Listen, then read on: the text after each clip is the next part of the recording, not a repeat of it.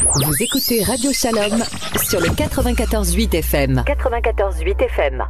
Esther Chama nous a rejoint dans les studios. Bonsoir Esther. Bonsoir. Esther, je vous demandais de vous rapprocher un petit peu de votre micro parce que vous avez des choses très importantes à nous dire. Vous venez de Jérusalem. Exactement. Et vous êtes venu nous voir pour parler de ceux dont personne ne parle parce que finalement c'est les fragiles des fragiles. C'est les plus fragiles. C'est en fait des enfants aveugles qui sont en Israël et qui aujourd'hui, au moment où tout le monde se mobilise pour les soldats, tout le monde se mobilise pour Zaka, tout le monde a une pensée pour les populations du Sud, ben, ceux qui sont pourtant et des enfants et des gens très fragiles, qui sont des enfants aveugles, on n'y pense pas forcément. Or, vous êtes venu de Jérusalem pour nous dire qu'il ne faut pas faire comme ça, qu'il faut penser à eux. Quel est le nom de votre association ? Alors, cette association, elle s'appelle Orenaï.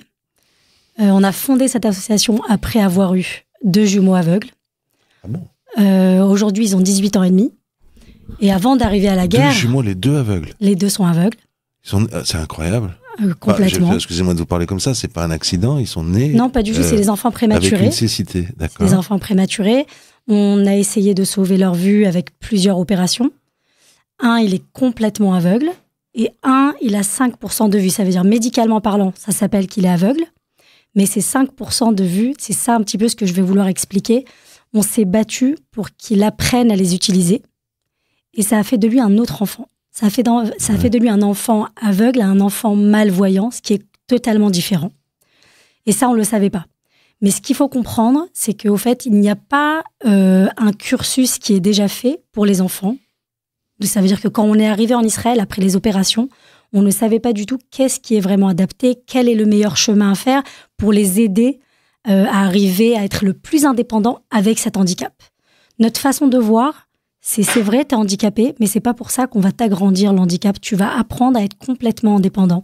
Et on n'a pas trouvé de structure. Très israélien, hein. Ah, mais ça, c'est battant. Du concret, c'est battant, y a pas le choix. De la résilience, du Nbrera, il n'y a pas le choix. Il n'y a pas le choix. Il n'y a pas le choix, c'est la bataille intérieure, constamment être positif. Je vais réussir, même si j'ai cet handicap. Savoir le dire fort, j'ai un handicap, mais j'ai besoin d'aide. Mais c'est pas pour ça qu'on va faire les choses à ma place. Donc, ce que j'ai besoin de faire va mettre plus de temps. J'ai besoin d'apprendre beaucoup plus que les autres. Mais je peux. Je peux réussir. C'est notre message. C'est de l'énergie. Ça demande un apprentissage constant. C'est à vie. On ne comprend pas, on ne réalise pas qu'est-ce que c'est la vue. On ne se rend pas compte que tout ce qu'on apprend dans notre vie, c'est grâce à la vue. C'est grâce à ayant des yeux. Tout ce on ne se rend pas compte combien d'informations par minute. Alors, je vais vous dire, moi, je pense qu'on peut s'en rendre compte un peu si on imagine que c'est le contact qu'on a avec les autres. Et je m'étais un petit peu fait la réflexion sur donc les jeunes autistes, en l'occurrence les jeunes aveugles. Maintenant où il y a eu un tel tremblement de terre en Israël, où pour ces jeunes, vraiment, on leur a dit pendant 24 heures, il n'y a pas eu de Sahel. Pendant 24 heures, on pouvait habiter dans le sud, comme s'il n'y avait pas d'État qui peut s'occuper de vous. Mais ça doit être un traumatisme pour ces jeunes. Et voir, c'est le lien qu'on a avec les autres. Donc j'imagine que c'est la double peine, quoi. Alors complètement, c'est exactement ce que je veux dire. C'est qu'au fait, ça s'appelle des victimes silencieuses. Ça veut dire que nous, on entend une sirène. Nous, on entend ce qui se passe et avec tout ça, on est paniqué. Et avec tout ça, on ne sait pas comment réagir. Mais alors eux, une sirène qui retentit, de savoir qu'il peut y avoir, quand je marche dans la rue, quelqu'un qui peut être dangereux. On nous dit qu'il faut être très vigilant. Qu'est-ce que ça veut dire être vigilant pour moi ? Ce sont des gens qui n'ont pas sélecté. Qui sont déjà très fragiles. Ces gens qui nous ont fait tellement de mal, ils nous ont pas sélecté c'est qui est en face d'eux. C'est des gens que, au fait, leur peur, déjà, c'est des gens qui vivent avec une peur constante. Puisque le fait de voir, ça nous apaise. Eux, déjà, ils n'ont pas ça à la base. Donc là, maintenant, quand nous-mêmes, voyons, nous avons tellement peur, on n'est pas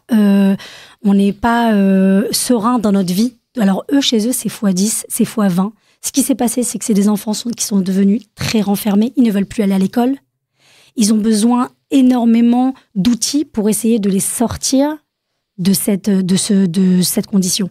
Et nous, au fait, on a pris en main, on a fait tout de suite un projet. On a adapté à chaque enfant, chaque âge, qu'est-ce qu'il faut faire pour le sortir de cette étape, pour ne pas qu'il devienne encore pire. Par exemple, on a fait en sorte qu'il y ait des transports sécurisés. Ça veut dire que celui qui est avec lui dans le transport le connaît. il sait exactement c'est qui. Donc, en fait, ça lui donne déjà une certaine sécurité. Il vient le chercher des fois de sa chambre, de la maison. L'enfant ne veut plus sortir. Je suis très bien, je suis dans mon lit, ne veut même pas sortir manger. Parce que son lit, c'est son seul endroit où il connaît vraiment. C'est sa chambre, c'est son seul endroit sécurisé. Sécurisé, c'est vraiment le mot. Voilà. C'est ça, c'est sécurisé. Vous savez, un jour, quelqu'un m'a fait cette réflexion pendant le Covid. Il m'a dit, tu vois, toi, t'es confiné. Il m'a dit, lui, il est confiné 2 fois. Parce qu'il est confiné et à l'intérieur de son confinement, en plus de ça, il ne voit pas. Complètement. Incroyable. Complètement. Donc, votre association a un très beau nom, elle s'appelle Orenaï. Alors, vous êtes, c'est-à-dire la lumière de mes yeux? Complètement. C'est ça, Orenaï. Et alors, vous êtes venu nous voir pour nous dire que vous avez des besoins. Donc, il faut savoir aider, évidemment. On l'a tous plus ou moins fait, chacun à sa manière, mais je sais que tout le monde l'a fait. Donc, c'est bon, on a donné pour Israël. Il faut penser à ceux à qui on ne pense pas à donner. Complètement. En fait, ce que je veux expliquer, c'est que nous, ce qu'on a voulu faire, c'est on a fait, avec ce projet, on a fait plusieurs étapes. D'abord, c'est des besoins énormes, puisque d'une seconde à l'autre, on a besoin de payer des psychologues, on a besoin de payer des transports. Ces enfants-là, ce qu'on a fait de magnifique, c'est qu'on a fait des activités où ils viennent tous les après-midi, et au fait, ils préparent eux-mêmes pour les soldats. Ce qui est magnifique, c'est que le fait qu'ils donnent, le fait qu'ils préparent, leur a donné un certain réconfort. Vous savez, nos soldats sont au front, alors c'est vous qui allez leur faire des gâteaux, et c'est vous qui allez leur faire des chalotes, et c'est vous qui allez leur faire des petites sucreries, ils leur font des paquets avec des sucreries. Ils leur ont écrit des papiers en braille. Ils leur ont écrit des petites lettres en braille. Merci pour ce que vous faites. À Gaza. Et après, on leur envoie. On a toutes les fins de semaine. Je suis en contact avec une base.